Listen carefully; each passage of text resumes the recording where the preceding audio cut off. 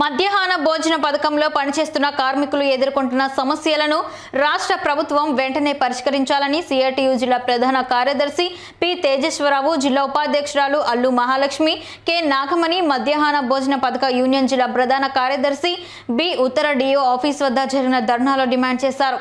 23 సంవత్సరాల నుండి మధ్యాహ్న భోజన పథకంలో పనిచేస్తున్న కార్మికులకు ప్రభుత్వం కార్మికులుగా గుర్తించకుండా, కనీస వేతనాలు అమలు చేయకుండా పని చేయించుకోవడం దుర్మార్గమని, మార్కెట్లో పెరుగుతున్న ధరలకు అనుగుణంగా మెనూ ఛార్జీలు పెంచకుండా ఆర్థిక దోపిడీకి పాల్పడుతుందని, వంట సమయంలో ప్రమాదం జరిగితే కనీసం పట్టించుకునే నాదుడే లేరని, ప్రమాద బీమా సౌకర్యం కల్పించాలని, వంట చేసేటప్పుడు అగ్ని ప్రమాదానికి గురైనటువంటి వారికి నష్టపరిహారం చెల్లించాలని, గ్యాస్ ప్రభుత్వమే సరఫరా చేయాలని, ఈఎస్ఐ సౌకర్యం కల్పించాలని, పథకాన్ని ప్రైవేట్ సంస్థలకు అప్పగించే పద్ధతి ఆపాలని, స్కూల్లో మౌలిక సదుపాయాలు అయిన మంచినీరు, వంట షెడ్, వంట పాత్రలు మొదలగు సమస్యల పరిష్కారం చేయాలని అనేకసార్లు యూనియన్ ఆధ్వర్యంలో అధికారుల దృష్టికి తీసుకువచ్చిన సమస్యల పరిష్కారం కాలేదని ఆవేదన వ్యక్తం చేశారు.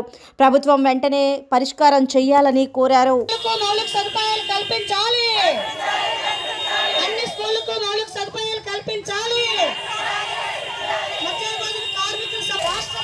రాష్ట్ర ప్రభుత్వం మధ్యాహ్న భోజన పథకంలో పనిచేస్తున్నటువంటి కార్మికుల సమస్యలు పనిచేయాలని చెప్పి ఈరోజు రాష్ట్ర వ్యాప్తంగా అన్ని జిల్లా డిఓ ఆఫీసుల దగ్గర ధర్నా చేయాలని రాష్ట్ర కమిటీ పిలుపిచ్చింది. అందులో భాగంగానే ఈరోజు శ్రీకాకుళం డిఓ ఆఫీస్ దగ్గర సమస్యల పరిష్కారం కోసం ఈరోజు ధర్నా కార్యక్రమం చేపట్టడం జరిగింది. ఈరోజు మధ్యాహ్న భోజన కార్మికులు గత 23 ఏళ్లుగా పనిచేస్తూ ఉన్నారు. వాళ్ళతో ప్రభుత్వం వెట్టి చాకరీ చేయించుకుంటుంది. కానీ వాళ్ళ సమస్యలు మాత్రం ఎక్కడ వేసిన గొంగల్లా అక్కడే ఉన్నాయి. ఈరోజు మధ్యాహ్న భోజన సంఘంగా ఈరోజు సిఐటియుగా ఈ ధర్నా సందర్భంగా రాష్ట్ర ప్రభుత్వాన్ని మేము ఒకటే అడుగుతా ఉన్నాము. ఈరోజు జగన్మోహన్ రెడ్డి గారు అధికారంలో లేనప్పుడు పాదయాత్ర సందర్భంగా నేను అధికారంలోకి వస్తే మధ్యాహ్న భోజన కార్మికులకి 10,000 రూపాయలు వేతనం ఇస్తామని చెప్పి హామీ ఇచ్చారు. ఈరోజు మళ్ళీ ఎలక్షన్స్ వచ్చేస్తున్నాయి. కానీ ఈరోజు ఆ 10,000 రూపాయలు హామీని నేటికి జగన్మోహన్ రెడ్డి గారు అమలు చేయలేదు.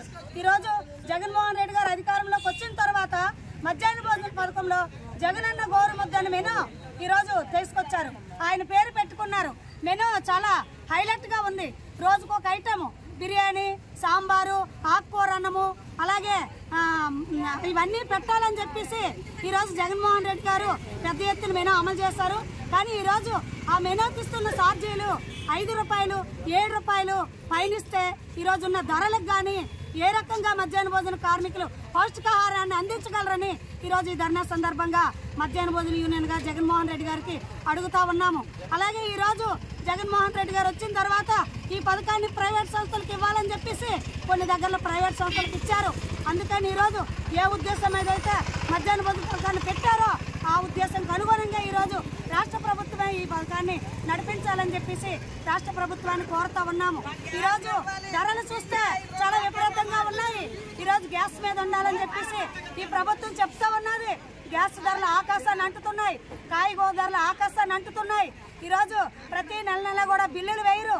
ఈరోజు రేషనలైజేషన్ పేరుతో అనేక స్కూల్స్ విలీనం చేశారు. ఈ విలీనం చేయడం వల్ల అనేక మంది మధ్యాహ్న భోజన కార్మికులకి ఉపాధి కోల్పోయింది. ఉపాధి కోల్పోయిన కార్మికులకి ఈరోజు ఉపాధి కల్పించాలా. అనేక స్కూల్లో వంట చేస్తున్నప్పుడు